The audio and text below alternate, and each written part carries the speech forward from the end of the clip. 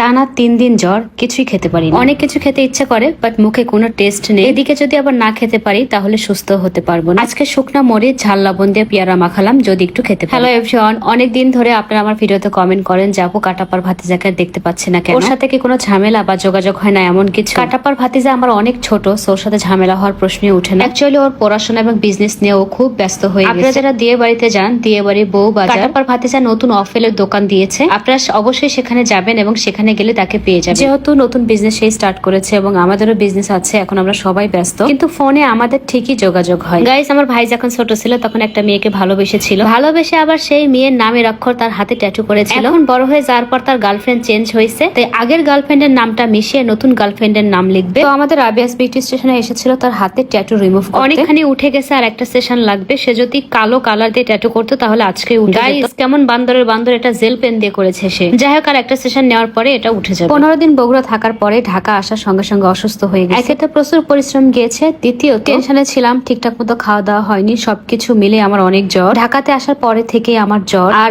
এত পরিমাণ প্রথমের দিকে খিদে লাগছিল, মনে হচ্ছিল একদম দুনিয়াদারি খায় ফেলি, কিন্তু জ্বর হওয়ার পরে আর কিছুই খেতে পারছি না। এই জ্বর নিয়েও পার্লারে এসে এসে কাজ করতে হচ্ছে। তো ভাবলাম যে একটু পেয়ারা খাই, তাহলে হয়তো বা একটু শক্তি পাবো। খালি পেয়ারা একদমই খাওয়া সম্ভব না, কারণ জ্বরে মুখটা একদম তিতা হয়ে আছে। তো আমার স্টাফকে বললাম যে আমাকে পেয়ারাগুলো একটু মাখিয়ে দাও, দেখি খেতে পারি কিনা। কোন রকম জিম বা ব্যায়াম ছাড়া প্রতি মাসে যারা 6 থেকে 7 কেজি ওজন কমাতে চাচ্ছেন তারা রেগুলার পান করবেন ইউনিক কালেকশনের অর্গানিক স্লিমিং টি। এইটা একটা কথা আমি ক্লিয়ার করে বলি, এটা কিন্তু 100% অর্গানিক প্রোডাক্ট। আপনারা বাজারে অন্য কোনো স্লিমিং টি এর সাথে ইউনিক কালেকশনের অর্গানিক স্লিমিং টি এইটার কম্পেয়ার করবেন না। আমি প্রত্যেকটা ভিডিওতে বলে দিই যে স্লিমিং টি পান করার পাশাপাশি আপনাকে অবশ্যই খাবার মেনটেন করতে হবে, যেমন তেল ভাজা পোড়া মিষ্টি জাতীয় খাবার খাওয়া যাবে না, দিনে ঘুমানো যাবে না, এবং প্রতিদিন টাইম মতো খাবার খেতে হবে। তার পাশাপাশি স্লিমিং টি পান করতে হবে। আপনারা ছেলে মেয়ে উভয় পান করতে পারবেন, ইনশাআল্লাহ খুবই ভালো রেজাল্ট পাবেন। ডায়াবেটিক্স থাইরয়েড থাকলে কোনো প্রবলেম নেই, রেগুলার পান করলে ওজন কমবে। প্রেগনেন্ট আপুরা বাদে সবাই খেতে পারবে, প্রেগনেন্ট আপুরা আবার বাচ্চা হওয়ার 1 মাস পর থেকে রেগুলার খেতে পারবে। ইউনিক কালেকশনের পেজ নেম ভিডিও ক্যাপশনে দেওয়া আছে, আপনারা সেখান থেকে অর্ডার করে নিয়ে নিন। পেয়ারা মাখানোর জন্য 4 থেকে 5টা শুকনা মরিচ ভাজি করে নিয়েছি। এটা এখন লবণ এবং মরিচ দিয়ে খুব ভালোভাবে মাখিয়ে একটু সরিষার তেল দিয়ে মাখিয়ে নিব। পেয়ারাগুলো বেশ মিষ্টি ছিল, তাই আমি ওকে বললাম যে একটু লেবু দেওয়ার জন্য। লেবু দেওয়ার পরে পুরো টেস্ট একদম চেঞ্জ হয়ে গেছে, খেতে খুবই ভালো লাগছে। জ্বরের সময় এই খাবারগুলো খুবই উপকারী, দেখবেন জ্বর আসলে ভাত তরকারি এগুলো একদমই ভালো লাগে, কিন্তু জ্বরের সময় মিষ্টি খেয়ে দেখবেন এটা আবার খুব ভালো লাগে খেতে। এত সুন্দর গন্ধ বের হয়েছিল, ঝাল ঝাল টক টক মিষ্টি মিষ্টি, খেতে খুবই ভালো লাগছিল। তবে বেশি খেতে পারিনি গাইস, 2-1 পিস খাওয়ার পরে মনে হচ্ছিল যে আর খাওয়া সম্ভব না। আর খাবার সামনে রেখে আপনি যখন খাবার খেতে পারবেন না, আমার মনে হয় যে এর চেয়ে কষ্ট আর কিছু থাকে না দুনিয়াতে। গাইস, আমার তো আমি খাবার খেতে পারছি না, এটা মনে হলে খালি 2 চোখ বয়ে পানি আসে। যাই হোক, সবাই ভালো থাকেন আর আমার জন্য দোয়া করবেন। টাটা।